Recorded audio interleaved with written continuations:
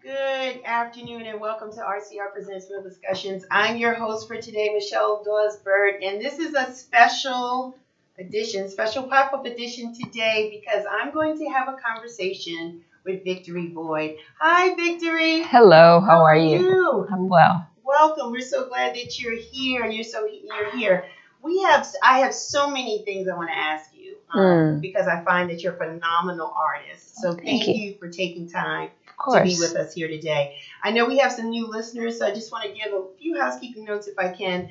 Real Chicks Rock is all about the empowerment of women, and we do it through various different ways. We do it through community service, we do it through the arts, and we do it through public speaking and mentoring.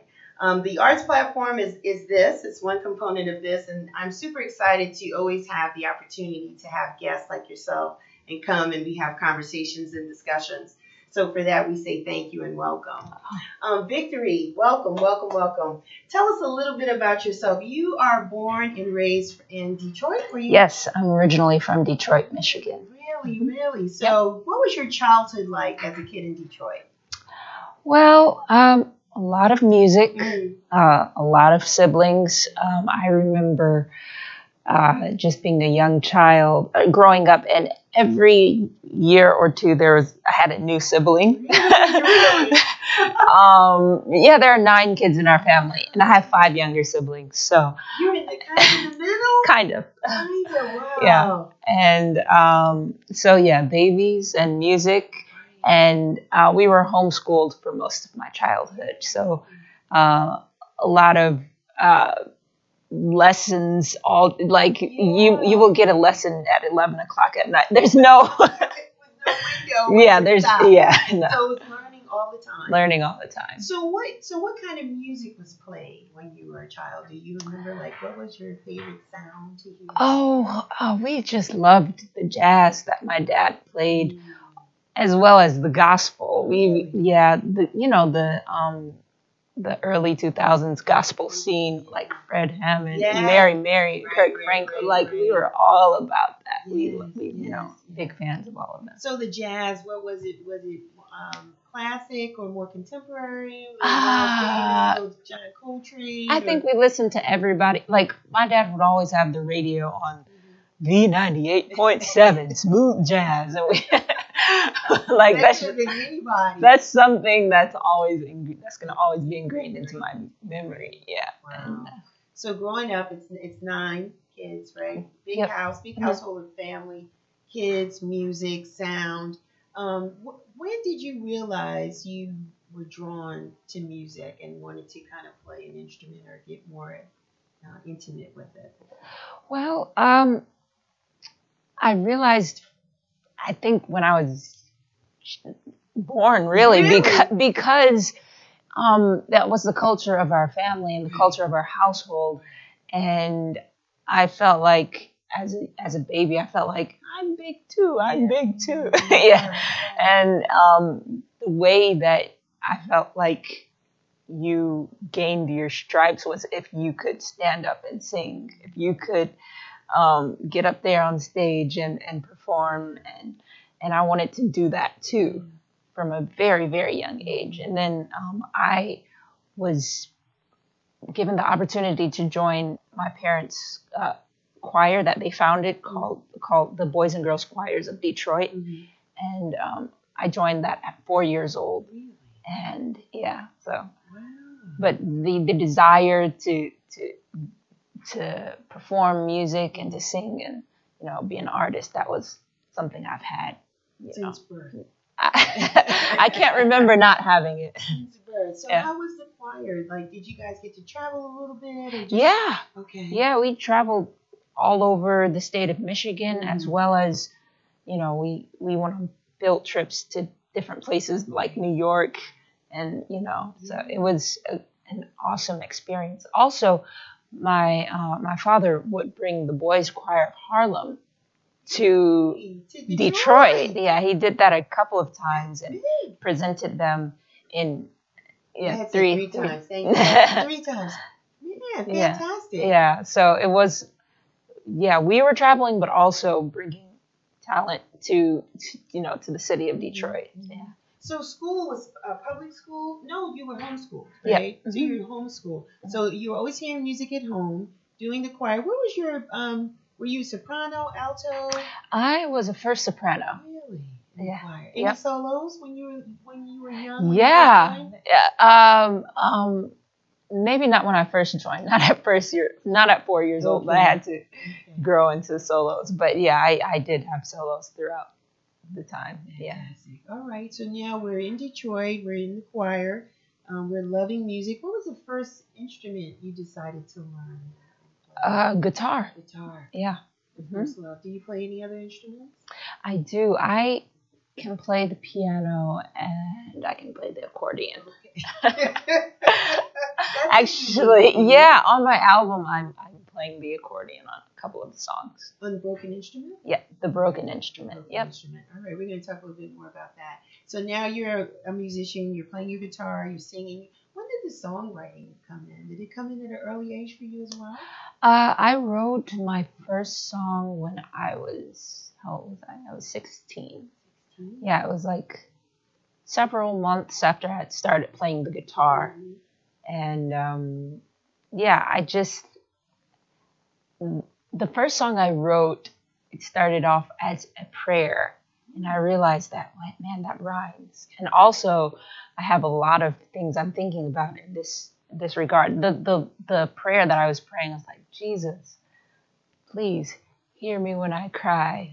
Don't leave me here to die. that song, that prayer turned into the chorus of the first song that I wrote. And not that I felt like I was dying, but at the time my life was just really, really 16 chaotic. Yeah, 16 can be tough. Yeah, it was.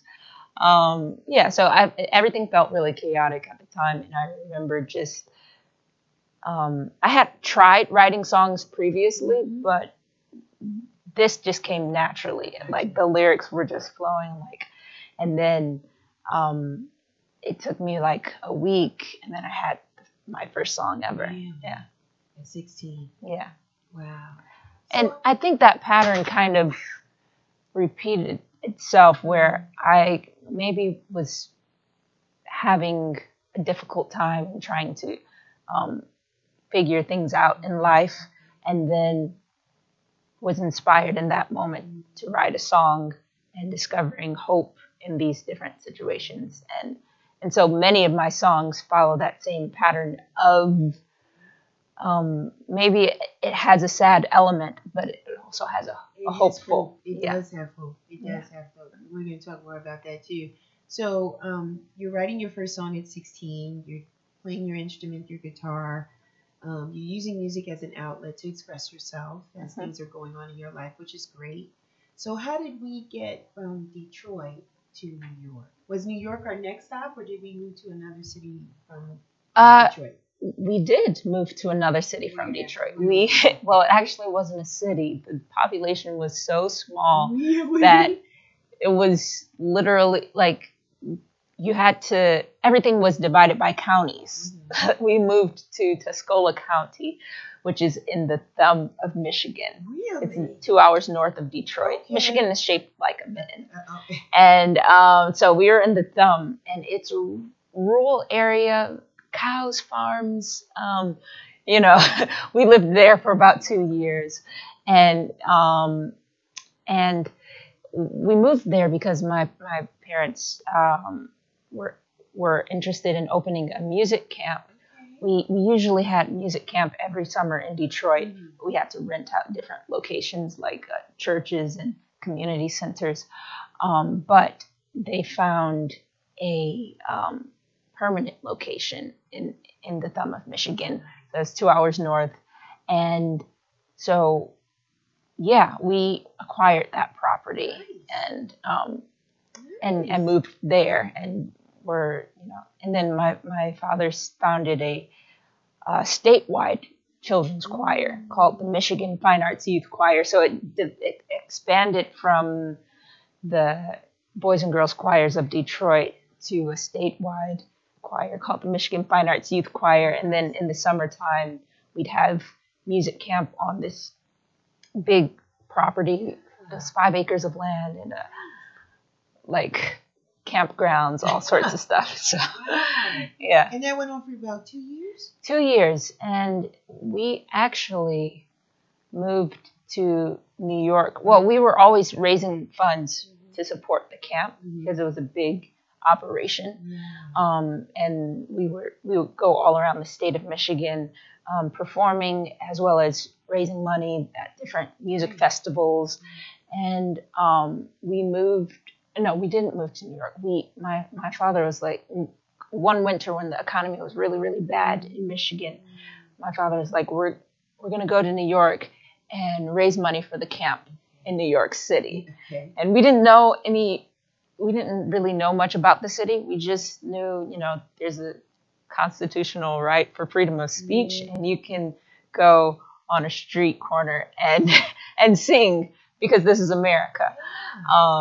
And so we did that. We went up to Harlem and sang in front of the Apollo.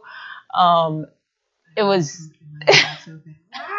and the next day after that, we went to Fifth Avenue, and sang there, and we sang in Times Square. We sang, and we raised so much money for the camp that way. Yeah. So we would go back and forth to Michigan from New York regularly. Raising funds, yeah. And it helped tremendously. Wow. Yeah. Eventually, though, we ended up just completely migrating to New York. Yeah, that was maybe after a year or two of just going back and forth. Yeah. Now, how old are you at that particular time? 12. I was 12. You were 12 years old. Yeah. Wow. Yeah. Man, and so you weren't afraid of the experiences that New York was going to offer, you know? Oh, no. First off, New York is a dream to someone coming from... Say it again. I'm from New York. Say it again. New York's a dream. It is, yes. New York is you have to understand. Okay, we're from Detroit, but the place where we came from immediately before moving to New York was Tuscola County in Michigan, Silverwood, Michigan. Very, very, very small population.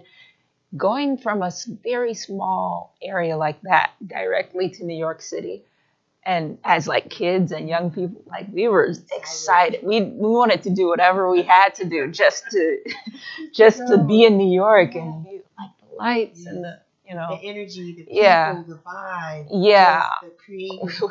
We would go back to our neighbors and all the counterparts, and just brag. Yeah, we were just hanging. We were in New York, like just for like 2 weeks, and we're going back next month. And and you hit all the key spots. Fifth Avenue, little subway action. Yeah, well, we didn't do the subways at first. Okay. We didn't.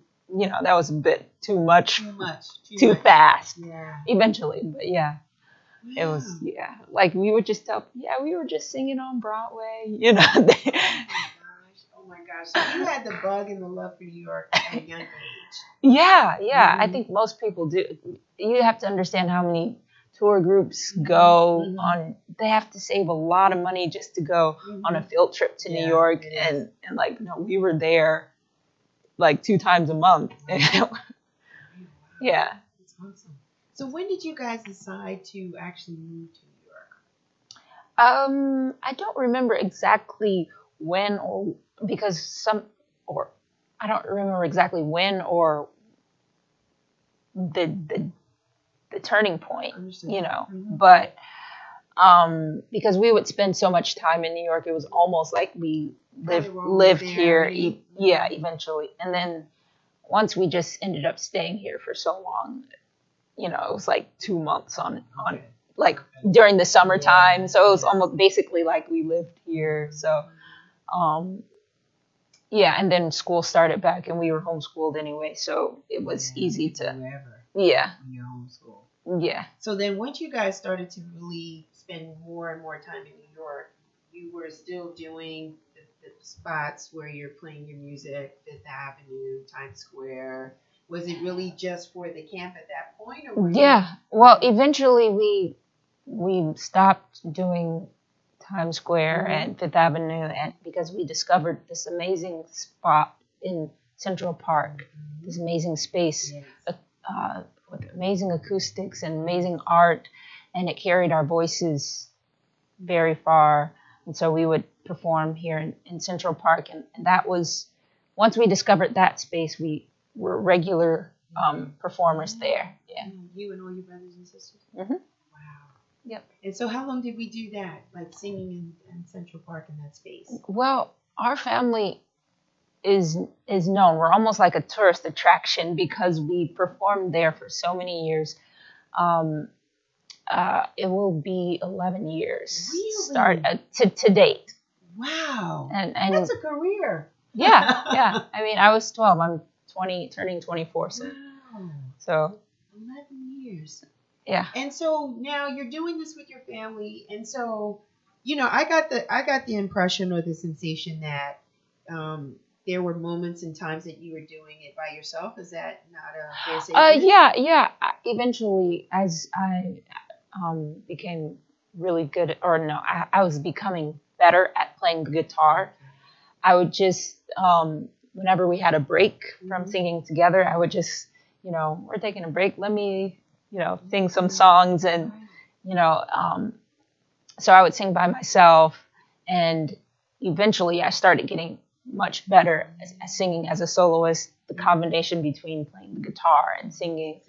And, so I would just venture out from there and do, whenever I had free time, just maybe hit the train stations in Brooklyn. Those are great. Yes. Or hit the, you know, I have my favorite spots where people kind of knew me, and it's just they always showed me love and appreciated, you know, my art. So as you're playing individually, were you playing some of the songs you wrote as well as some other cover tunes? Yeah. Some other artists, right? Yeah, exactly. So the vibe was starting to grow. I want to talk a little bit about the sensation about you singing Overjoyed. Right? Yeah. So where did that happen for you? Was that in Brooklyn when you were singing? That was in Times Square, in a studio.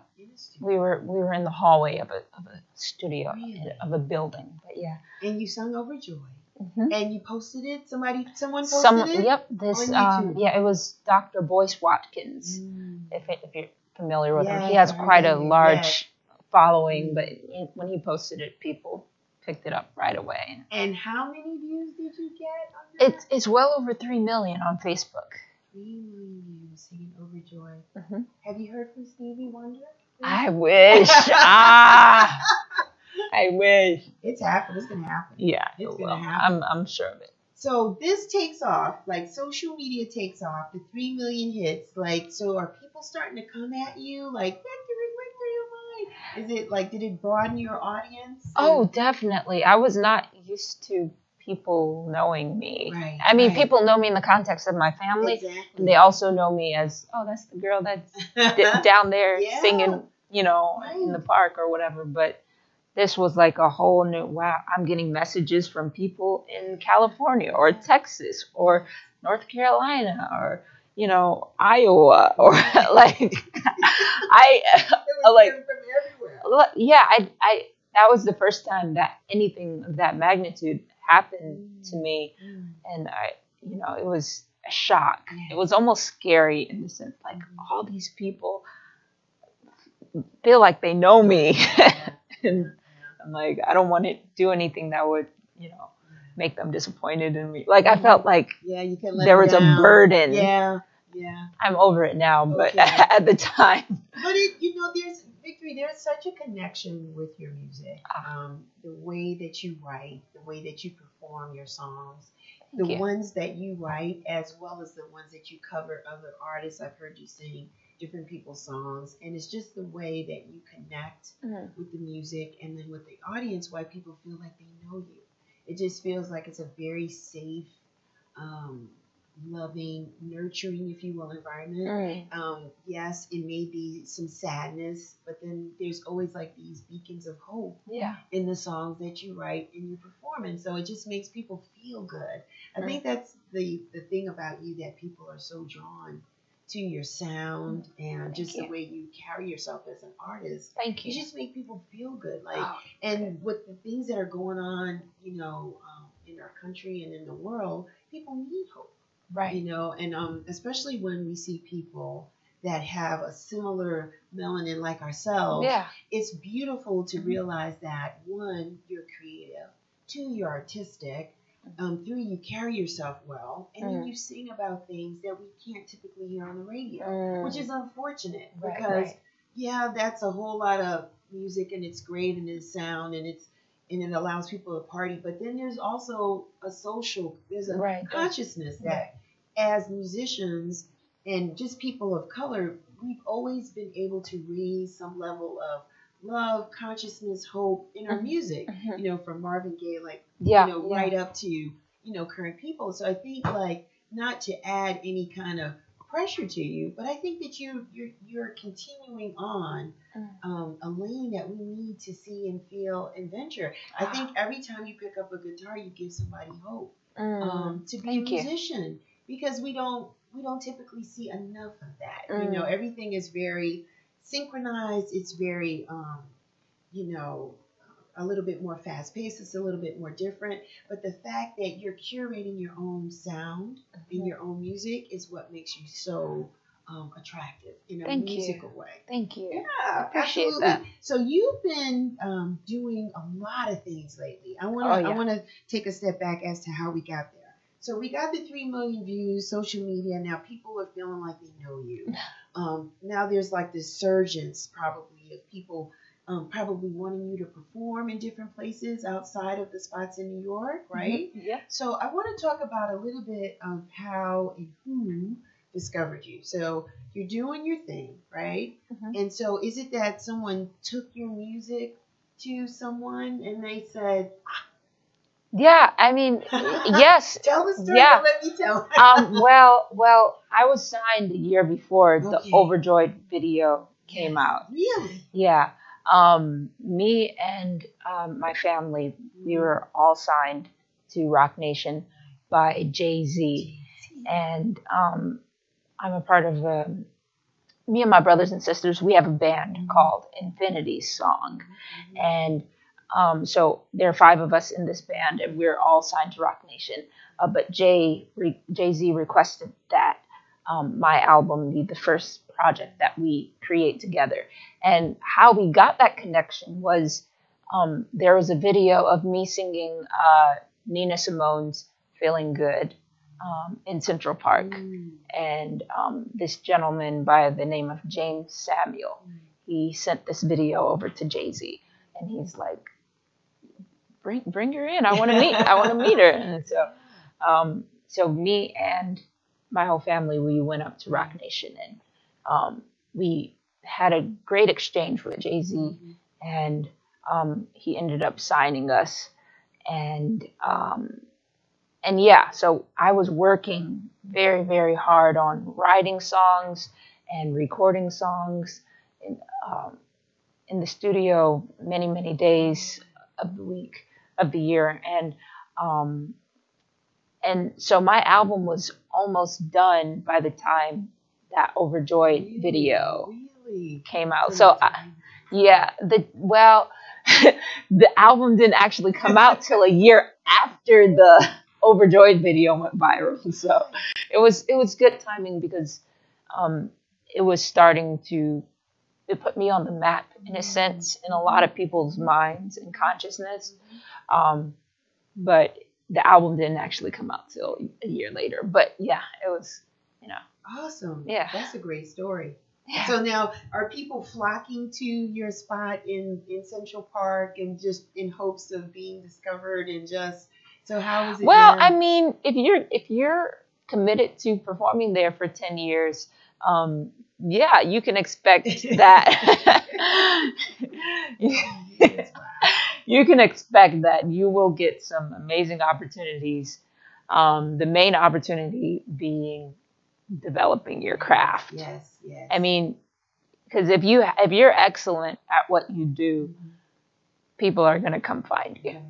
Yeah, and that's what we were doing for all those years, becoming more and more refined as singers, songwriters, musicians. What's your inspiration, Victory? What inspires you?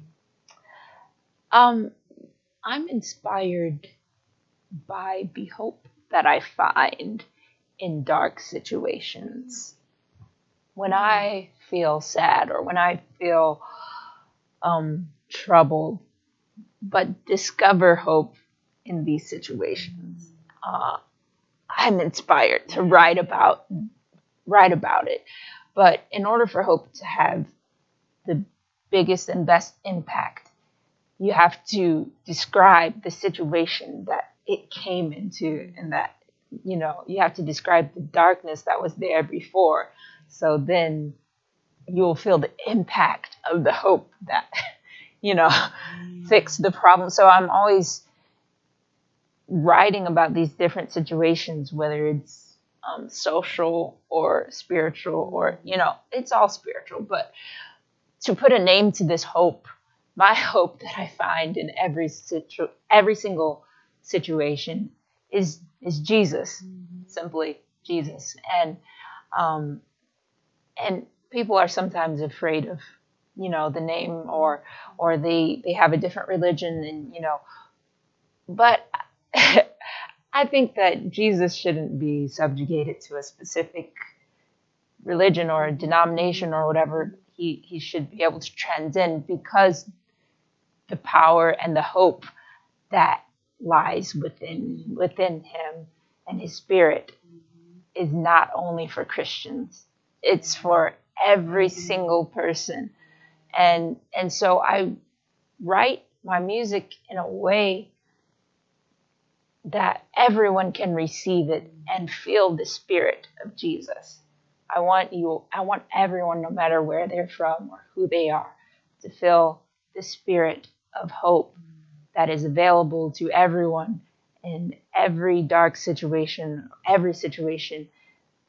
There's no place that Jesus has not overcome already. And that was the connection and the hope that I felt when I heard you perform here in Atlanta a couple weeks ago. And it was very moving for me. Thank you. And I couldn't describe. It was like, is it the voice? Is it the words? And I think it's the whole thing. It's the spirit. It's the spirit. And it's the words in collaboration with how you deliver the song. And so that's why it was so beautiful for me. So I'm gonna take a little break if I could, of course, and ask you if you could play "His Eyes on the Sparrow." Maybe just sure. a verse. Could you share it with us? Love to. Okay.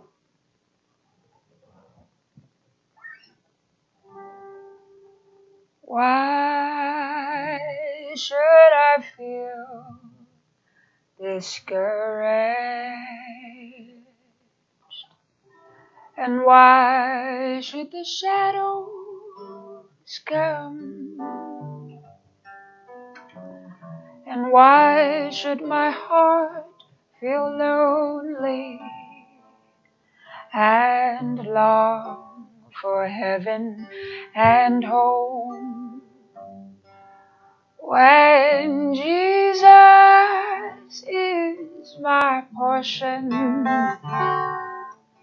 a constant friend is He.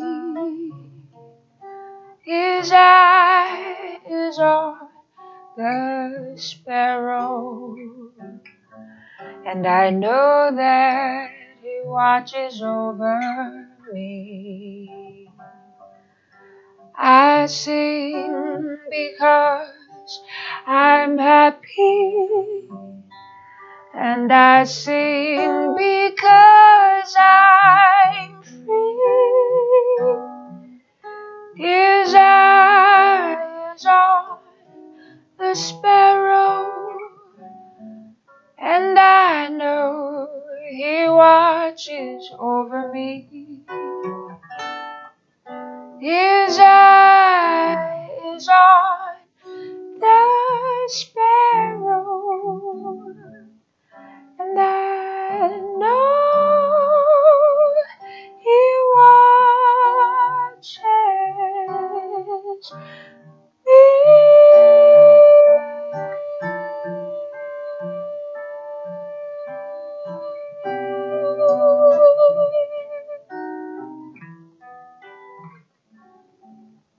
I know that Jesus watches over you and me.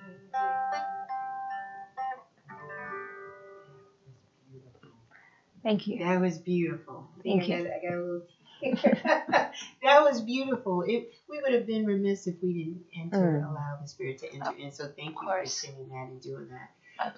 It is all of that why people are so excited about you. You have been everywhere these past couple of weeks. Oh yeah. You've been just all year. All year. I mean, non-stop. Really, yeah. Non-stop. How was Essence? I'm still coming down from that. Essence this past weekend. Yeah, Sunday. Yeah. So a few days ago, it was amazing. Just being there and to be in the number. There was only like 20 artists. Really? 25 maybe. Mm-hmm. It's like Janet Jackson, Mary J. Blige, Erykah Badu, Jill Scott. Okay, Victory. Okay. Yeah. I'm like, I'm in this number. It really was amazing. Awesome. So where to after Atlanta? Where are you? I am going back to New York City. We're having my album release party, and it's happening on Monday. Monday the 16th. And that's, we're all excited about that. Yeah, it's going to be really great. Broken Instrument. Yep, The Broken Instrument. It was released June 15th. And I think it was fitting that the album came out. I mean, the release party is a month after the album came out, because give people a moment to just listen to the songs and get into the lyrics. So as we celebrate, these songs in this album, people will have an understanding of the music. So, awesome. Yeah. Can you sing one of the songs from the Broken Instrument for us? Sure. All right, this song is called Who I Am.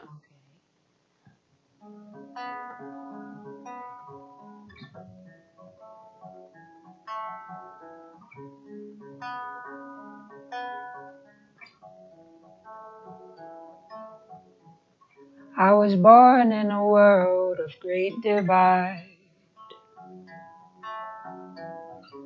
We all live together, but we're not all on the same side.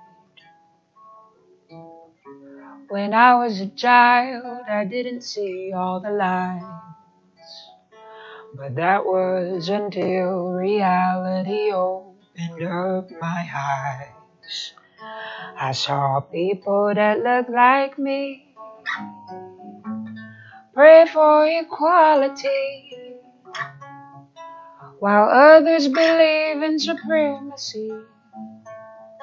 I saw my people in chains mentally, and others I saw walking free. Every child needs to know who they're born to be.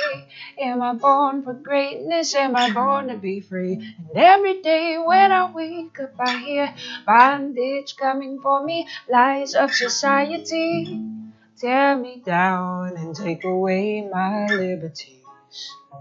But what can I say? We've been this way for centuries, so I guess this is who I am. It's where I came from. These are my people. This is our struggle. I guess this is who I am. It's where I came from. These are my people. This is our struggle. It's who I am. There are times when I wish I could run away, but I can't run or hide from my reality. I'm grown and I don't own a thing, not a dime to my name or anything to leave for my kids to claim. It's a shame, 'cause I wonder if they'll live better lives than me. Or will they grow up listening to society? Oh, someday my life will come to an end. I don't know how and I don't know when, but one thing I do know is that I'm tired of waiting for a change to come when I still got enough life in me to march towards freedom. I still got enough fight in me to fight for our children. Lift your head, child, there's no need to hide. We're gonna overcome with dignity and pride, because this is who we are. It's where you came from. These are your people. This is our struggle. I'm telling you, this is who you are, child. It's where you came from. These are your people. This is our struggle. It's who we are. It's where you came from. These are your people. This is our struggle. It's who we are. Yeah, yeah.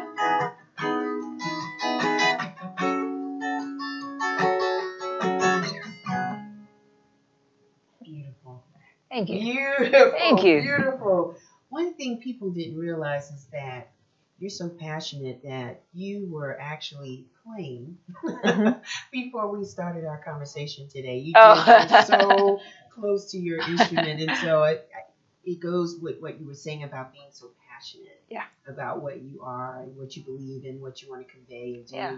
So that is so awesome. You're here in Atlanta for tomorrow, right? Tomorrow's this big 5K high-tech race tomorrow. Linda Lee Osborne's responsible for that, as many other people at Georgia State Stadium, right? You're going to be performing somewhere around maybe like 9:30 tomorrow morning. Oh, in the morning. Yeah. Sorry. You're going to be performing tomorrow. It's going to be free. So we want to invite everybody to come on out and hear Victory play and perform tomorrow at Georgia State Stadium tomorrow. There's a 5K race first at 8 o'clock, and after that race is over, then Victory will be performing some of her songs from the broken instrument.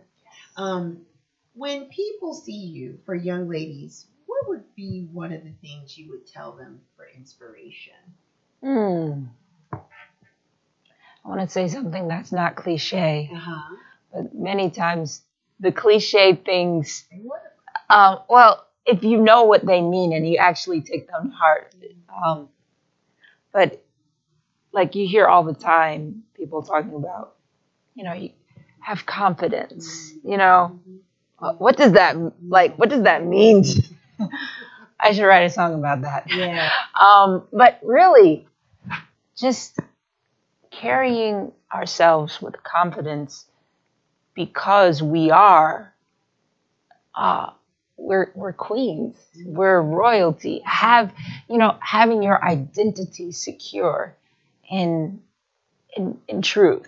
And if you walk around believing you're not, it's going to really impact how you live your life. But yeah, just discovering that confidence for yourself. And it never goes away, the discovery. Because as you get older and different experiences come in your life, you just turn and pivot and you learn to adjust. Right. And you take on different shades of what confidence is. Exactly. And so you never stop. The good thing is that when you can put it in motion, the sooner the better, like you say, the better you'll be at the end. Exactly. How can people get your CD, your music? Where are you? I am everywhere digital at the moment. My music is on Apple Music, Spotify, Tidal, Pandora, Amazon Music. It's everywhere. There, that music is sold digitally. Nice. It is there. All you have to do is type in Victory. Just simply VICTORY, Victory. And the broken instrument will be the first project that comes up when you type Victory in. Nice. And how can people follow you on social media? Would you like people to follow you on social media? I would love for you to follow me. Simply at Victory Boyd. BOYD is my last name. Victory Boyd. On Twitter, Instagram, Facebook, YouTube, everywhere. Is there another song you'd like to share with us before we go? I'll do Open Your Eyes. At least just part of it. Yeah. Okay. This is the single from my album.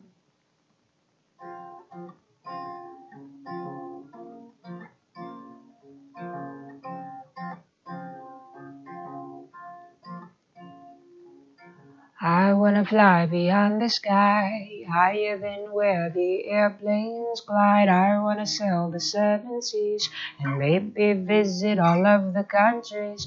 I want you to come along. Life is better when we're not alone.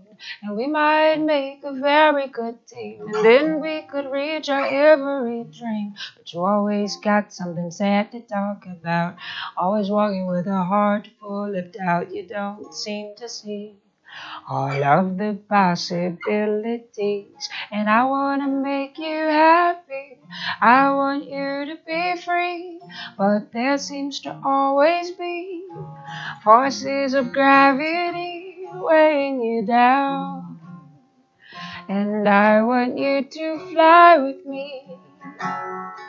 So darling, won't you open your eyes? How can you be so blind to the beauty of life? It's everywhere, so won't you dare open your eyes? How can you be so blind to the beauty of life? It's everywhere, so won't you dare to open your eyes? Nice. That's my favorite. Oh, good, good, awesome. That's my favorite. That's my favorite. Do you find that people make comparisons of you from previous artists? Oh yeah, I mean it's it's flattering. Yeah, it's flattering. Sometimes. Well, your sound is distinctive. I mean, Thank you. It's really, really good. It's really good. So again, everybody follow Victory. She's everywhere on all the digital platforms. Just VICTORY, Victory. Follow her. She's going to be performing tomorrow for free. Come on out at Georgia State Stadium. It's a 5K race, and then after the race, it's all about technology. So it'll be Victory performing as well as some other independent artists. So we encourage you to come on out. It's family friendly. Come and join us. We're going to be there until 2 o'clock tomorrow afternoon. So it's going to be filled with a lot of music, technology, and just a lot of fun. So come on through. So that's my time with you today, Awesome. Victory. Thank you so My much pleasure. for coming through. For you guys, you know who I am, Real Chicks Rock. I am everywhere. I'm on Instagram. I'm on Twitter. I'm on Facebook. Check out my website at realchicksrock.com. So thank you guys so much for your time for our special edition. Until next time, you guys continue to take care and rock on.